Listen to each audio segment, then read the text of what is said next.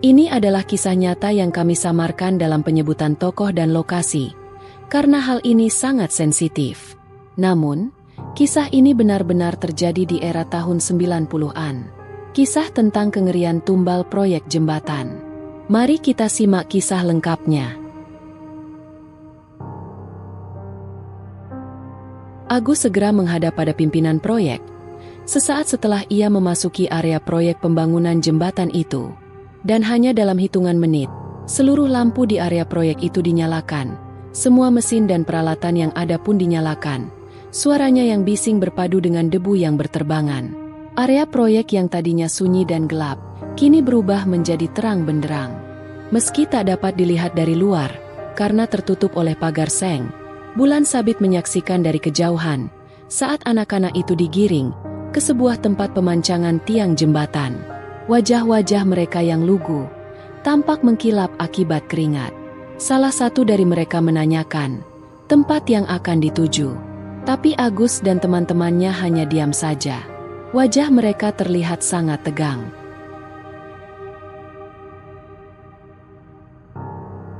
Tiang pancang jembatan yang sedang dikerjakan sudah 4 kali dipasang. Tapi selama 4 kali pula, tiang itu roboh terus oleh air. Sementara tiang di sebelah utara sama sekali tidak bisa dipasang, karena area sekitar lokasi tiang selalu basah oleh air sungai. Jika tiang pancang itu belum terpasang, maka tidak ada pekerjaan lain yang bisa diselesaikan. Sebab tiang-tiang itulah yang nantinya akan menjadi penyangga badan jembatan.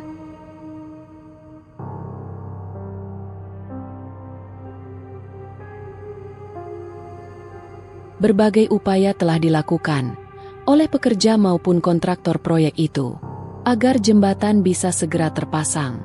Mulai dari memompa air sungai dengan kapasitas mesin yang sangat besar, hingga menggunakan tenaga ahli dan alat canggih untuk menanam tiang. Tapi semua usaha itu sia-sia. Tiang jembatan tetap tidak bisa terpasang, sementara batas waktu pengerjaan semakin mepet.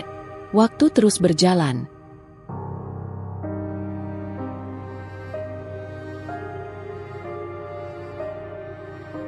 Kepala kontraktor proyek pengerjaan jembatan, bernama Karjo, akhirnya mendatangi paranormal.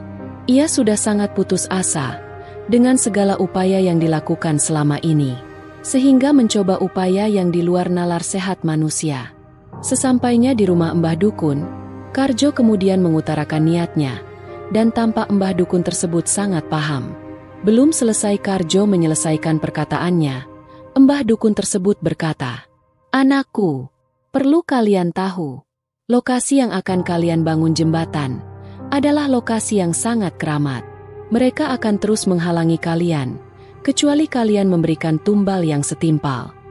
Namun, alangkah kagetnya Karjo ketika Mbah Dukun mengatakan bahwa tumbal yang diminta bukanlah kepala kerbau seperti yang selama ini beredar di tengah masyarakat.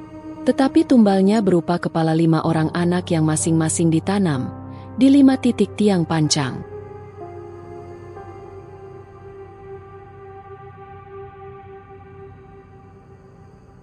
Karjo kemudian menyuruh Agus untuk mencari 5 orang anak. Tapi ia sengaja menyuruh Agus untuk mencari anak-anak di luar pulau, agar apa yang mereka lakukan tidak terendus aparat dan pihak berwenang.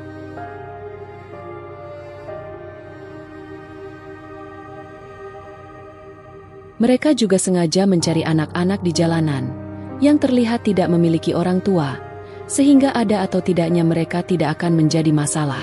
Paling tidak, meminimalisir adanya laporan anak hilang. Anak-anak itu dibawa dengan imbalan akan diberikan uang, makanan, mainan atau bahkan akan disekolahkan. Tentu saja ini merupakan hal yang mudah, karena anak-anak miskin itu sangat jarang mendapatkan kesenangan. Bahkan seorang anak mau saja ikut hanya dengan imbalan sebatang es krim.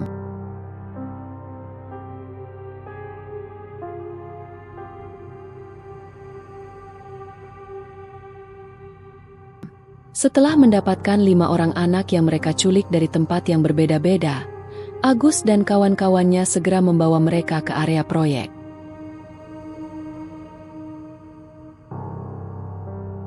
Langit malam yang kelam menjadi saksi perbuatan sadis Karjo dan rekan-rekannya. Mereka masing-masing memegang satu orang anak, kemudian akan memasukkannya pada tiang berdiameter 1 meter. Lalu mereka mengecornya dengan campuran semen dan pasir. Untuk menyamarkan kegiatan itu, mereka sengaja menyalakan semua mesin dan peralatan, agar teriakan ketakutan dari anak-anak tersebut tidak bisa terdengar, bahkan tidak bisa terdengar oleh pekerja lainnya, tersamarkan oleh deru suara mesin-mesin berukuran raksasa. Malam pengorbanan tumbal pun dimulai. Anak pertama yang masih belum tahu apa yang akan terjadi, menurut saja ketika diajak ke depan. Kemudian tiba-tiba dia didekap dengan erat dari arah belakang, dan langsung dimasukkan ke dalam pipa besar tersebut. Tak sempat berteriak, tubuhnya langsung ditenggelamkan oleh campuran semen cair. 4 anak yang melihat temannya dimasukkan ke dalam pipa yang kemudian dicor dengan campuran semen, serentak berteriak. Mereka menangis histeris, mereka meronta dan ketakutan.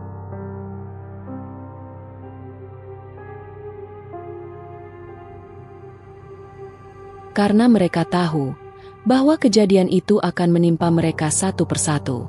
Keempatnya kemudian berusaha melarikan diri. Tapi 4 orang dewasa lain sudah mencengkeram bahu anak-anak itu. Mereka dengan kejam menyeret anak-anak kecil itu masuk ke dalam pipa satu persatu.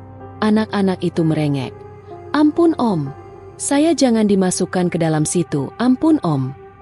Seorang anak berteriak, tapi suaranya tenggelam oleh deru suara mesin-mesin besar dan para pekerja itu tetap dengan bengis melaksanakan ritual kejam itu.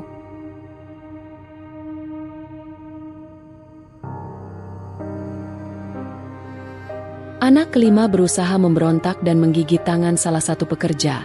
Namun tenaga orang-orang dewasa ini lebih besar, dia tak berdaya. Bahkan, saat sebagian tubuhnya sudah masuk ke dalam pipa, jemari mungil anak itu masih menempel pada pinggiran pipa. Ia tetap berusaha merayap naik untuk hidup. Namun, campuran semen dan pasir yang dituang menghapus segala harapannya. Tubuhnya tertimbun oleh campuran semen cair, menyatu dengan rangka tiang dan selamanya menyatu dalam keheningan abadi di dalamnya.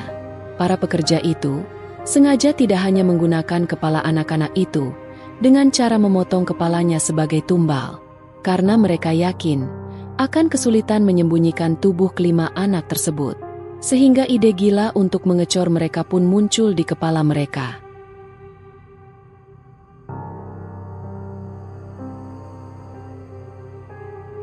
Setelah selesai pengecoran, ada kejadian mistis yang langsung terjadi. Langit tiba-tiba memerah, warnanya persis seperti percikan darah. Suasana pun langsung mencekam, meski selepas itu terang benderang. Air sungai yang tadinya menggenangi area tiang, tiba-tiba saja langsung menyusut entah kemana. Tiang-tiang itu pun secara tiba-tiba langsung berdiri tegak. Karjo dan kelima rekannya langsung merinding lihat hal tersebut. Terlebih, tiba-tiba ada aroma wangi yang menyelimuti area tersebut, dibarengi dengan munculnya sesosok wanita cantik di antara kelima tiang tersebut. Rambutnya panjang terurai, mengenakan gaun berwarna kuning. Ia juga tidak mengucapkan sepatah kata pun, hanya memandangi Karjo dan teman-temannya satu persatu. Kemudian tiba-tiba, wanita itu menghilang entah kemana.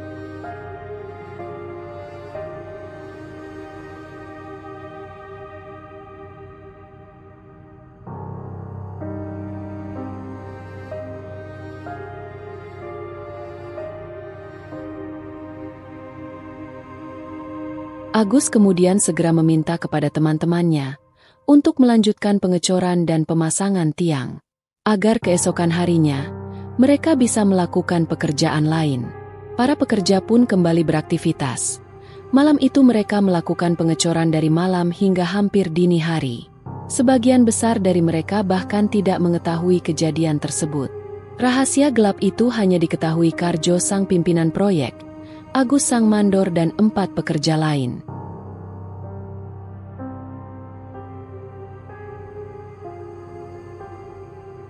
Para pekerja lain hanya tahu bahwa tiangnya sudah terpasang.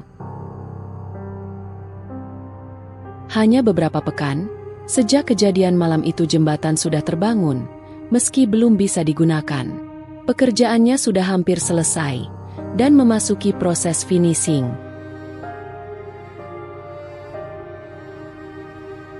Beberapa pekan berlalu, tapi Karjo dalam lubuk hatinya selalu merasakan penyesalan dan juga perasaan bersalah setiap kali melihat jembatan tersebut. Di pelupuk matanya, sering terbayang tangis 5 anak kecil yang dijadikan tumbal. Tangis mereka yang bercampur dengan deru mesin, seolah selalu mendengung di telinganya.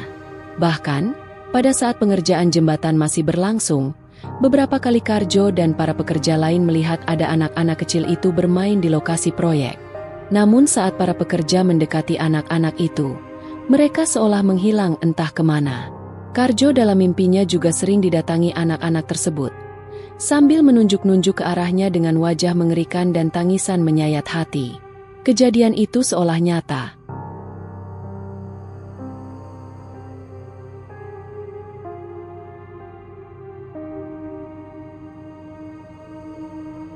Dan hantu anak-anak kecil yang bermain di jembatan tersebut masih sering terlihat. Bahkan saat jembatan tersebut sudah diresmikan dan berfungsi. Beberapa orang pejalan kaki yang sempat melihat mereka mengatakan bahwa hantu anak-anak itu tak jarang penumpang pengendara motor ataupun menunggangi atap mobil. Namun, yang lebih mengerikan, setiap kali ada orang yang melihat anak-anak tersebut, bisa dipastikan akan ada kecelakaan di tempat tersebut.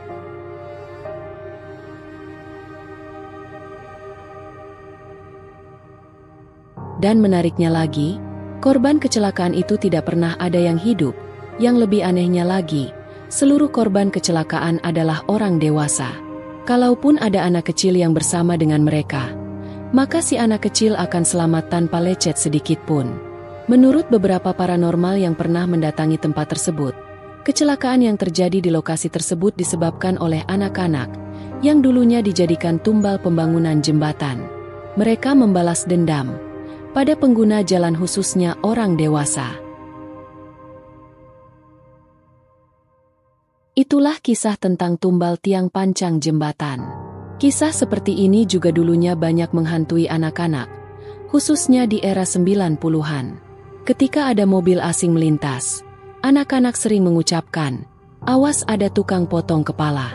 Dan refleks mereka akan bersembunyi, karena takut akan diculik dan dijadikan tumbal proyek. Seperti biasa kalau kalian punya kisah lain yang mirip ataupun fakta lain yang terjadi di wilayah kalian, silahkan share saja ya di kolom komentar.